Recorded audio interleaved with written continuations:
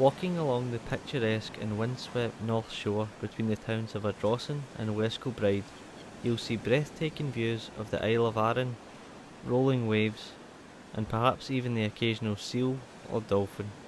But no matter where you look, there's one geographical feature that will instantly grab your attention. Its name is Horse Isle. What is it? What does it do? Find out in this episode of Ayrshire Legends.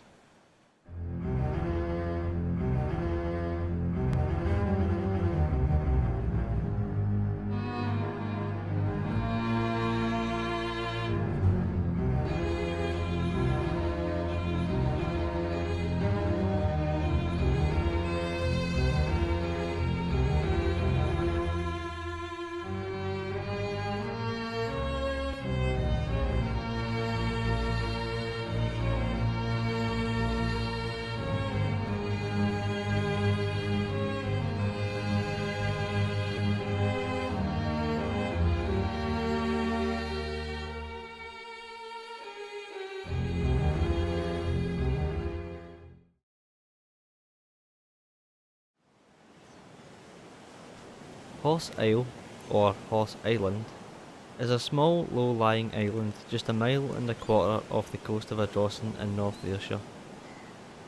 One of the first questions that arise with the island is always, why is it called Horse Island? Where are all the horses? In their 1999 book, Whispers of the Horse Island, authors John and Noreen Steele state that in the 1100s, when the lands of Cunningham, now North Ayrshire, were held by Richard de Morville, he gifted land to his most loyal followers. One of these followers was said to be a man named Philip de Horsay, who acquired the lands of what is now Ardrossan and included an island just off the coast. Over time the island would be known as Horsay's Island, and then finally the Horse Island. Although the island is no higher than 13 feet, it does provide shelter to the coast during stormy weather.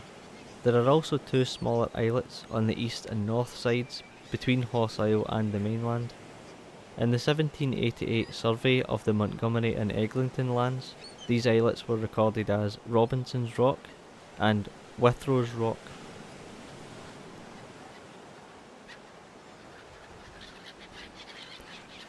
In 1811, a 52-foot stone beacon was erected on the island by Hugh the 12th Earl of Eglinton, on the suggestion of Royal Navy officer John Ross. The beacon meant that the island could be marked for shipping, and may or may not have been used as a lighthouse depending on which sources you read. Although given the dangerous conditions for ships around the island, it's reasonable to assume that it might have. Despite the island being less than a mile from the mainland, the island has not been spared from tragedy, with no more than 17 ships have been run aground or in some cases even sunk by the jagged rocks. On the 18th of December 1821, a brig named the Minerva was en route from Dublin to Glasgow when it collided with a reef near the island and sunk in the waters of the Firth of Clyde. Of the 8 passengers on board, 5 of them would be lost in the sinking. These included 1 crew member, a soldier, 2 women, and a young child.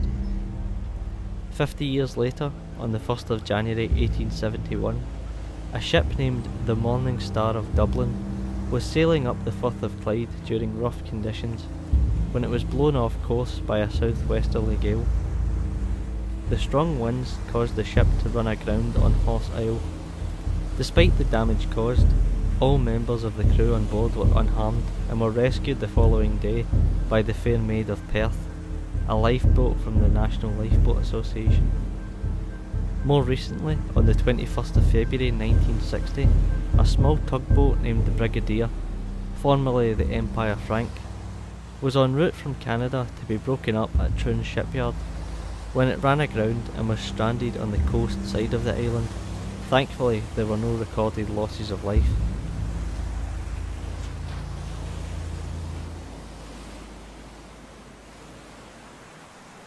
Today the island's association with shipping is long gone.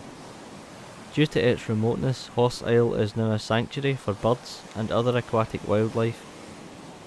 The island is an official nature reserve, watched over by the Royal Society for the Protection of Birds, and on any given day, many different kinds of birds can be seen around the island, including herrings, seagulls, elder, and even ravens and swans.